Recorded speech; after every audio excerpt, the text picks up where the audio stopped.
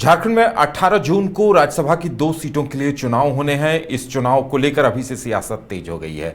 JMM ने एक दिन पहले जहां चिट्ठी लिखकर केंद्रीय एजेंसियों को सतर्क रहने की बात कही है, वहीं दूसरी तरफ बीजेपी ने कह दिया है कि बीजेपी भी अपना उम्मीदवार उतारेगी। लेकिन अब समीकरण इस तरह से बढ़ने लगे हैं कि आखिर किसे उतारा जाए। जेएमएम कह रही है कि प्रथम वरीयता के 28 वोट चाहिए और हमारे पास 56 है, यानी 28-28 का आंकड़ा हमारे पास है, तो दोनों सीटों पर हमारी जीत तय है। ऐसे में बीजेपी उम्मीदवार ना उतारे। वहीं बीजेपी ने भी कह दिया है कि उम्मीदवार हम भी उतारेंगे और जरूर उतारेंगे।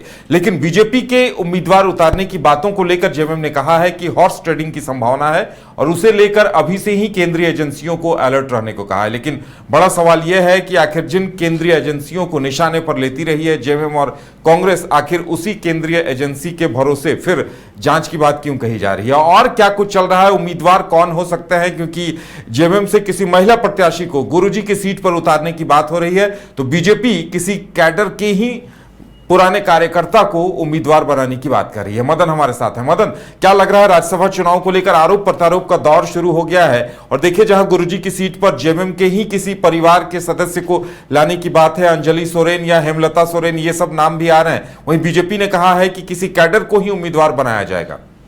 बिल्कुल, देखिए जब से राज्यसभा चुनाव की घोषणा हुई है उससे पहले से ही सियासत जो है यहाँ शुरू हुई, लेकिन अब जो है वो हमला का दौर और बढ़ चुका है।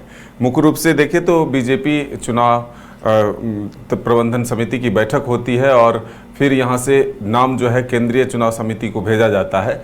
लेकिन इसी बीच जेएमएम के द्वारा चुनाव आयोग को एक पत्र लिखा जाता है और ये कहा जाता है कि जो 2024 के चुनाव के परिणाम रहे झारखंड विधानसभा के, उसमें 56 विधायक जो हैं वो इंडिया फोल्डर के जीत के आए हैं। उन्होंने आंकड़े बताए और सीधे तौर पर कहा कि एक राज्यसभा सीट चुनाव जीतने के लिए 28 मतों की जरूरत होती है वरीयता के आधार पर। ऐसे में 56 वोट अगर उनके पास है तो ये दोनों सीटें जो है जेएमएम के झोली में या इंडिया गठबंधन के झोली में जानी चाहिए। लेकिन सार्वजनिक मंचों से जिस तरह से बीजेपी लगातार यह अनाउंस करती है कि हम भी उम्मीदवार देंगे, तो इससे जरूर कहीं ना कहीं राज्य में एक हॉर्स ट्रेडिंग को बढ़ावा देने जैसी संभावना जो है उन्हें दिख रही है। इसके लिए उन्होंने चुनाव आयोग से मांग किया है कि जो केंद्रीय एजेंसियां हैं, चाहे ईडी हो, सीबीआई हो, इनकम टैक्स हो या उनके पास और भी जो एजेंसियां हैं, उनको अलर्ट मोड पर रखा जाए। लेकिन बीजेपी ने अब इसी पत्र और इसी मांग पर सवाल उठाया है कि आखिर जिस राज्य में लगातार भ्रष्टाचार के मामले सामने आते रहे और उसी राज्य के जो पार्टी हैं वो उसी एजेंसियों पर सवाल खड़ा करता रहा कि ये बीजेपी के तोता की तरह काम करता है, बीजेपी के इशारे पर काम करता है, और अब उसी एजेंसी पर चुनाव से पहले भरोसा जताना कहीं ना कहीं जेएमएम के एक तरह से उनके इरादों पर सवाल उठाया है कि आखिर अपने पक्ष में जब चीजें हो तो ये एजेंसियां अच्छी लगने लगती है और जब उनके पक्ष में ना हो तो ये एजेंसियां बीजेपी के इशारे पर काम करने वाली नजर आती है। तो अब सीधे तौर पर एक टकराहट की स्थिति है।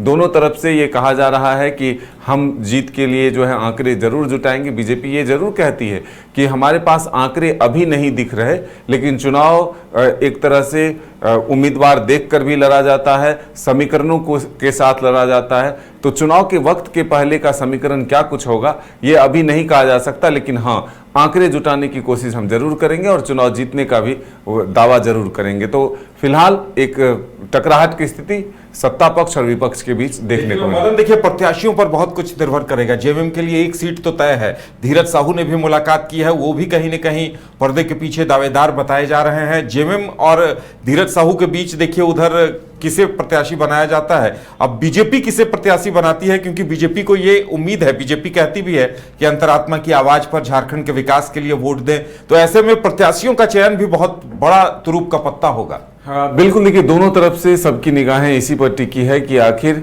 जो उम्मीदवार होगा वो स्थानीय होगा या फिर बाहरी होगा, या फिर जो जिनके नाम अभी चर्चा में हैं कि कई बड़े उद्योगपति जो राज्यसभा चुनाव के माध्यम से सदन तक पहुंचना चाहते हैं, क्या पर्दे के पीछे भी और लोग संपर्क में हैं, ये बड़ा सवाल है। तो अब देखना होगा कि बीजेपी जो अपने संगठन कैडर के लोगों को उम्मीदवार बनाने की बात कर रही है, जेएमएम भी ये कहती है कि स्थानीय उम्मीदवार होगा। तो अब ऐसे में देखना होगा कि इंडिया फोल्डर क्या तय करती है? एक एक सीटों की बंटवारे करते हैं या फिर दोनों सीटों पर जेएमएम के ही उम्मीदवार होते हैं या फिर बीजेपी की तरफ से कौन उम्मीदवार होता है? सबकी निगाहें इस पर है और इसी के साथ जी चुनाव का समीकरण भी सामने आएगा। चलिए, तो इंतजार इस बात का है कि प्रत्याशियों के नामों की घोषणा कब तक होती है, क्योंकि प्रत्याशियों के नामों की घोषणा भी दोनों ही तीनों खेमों के लिए एक तुरुप का पत्ता साबित होगी और उस पर बहुत कुछ निर्भर करेगा।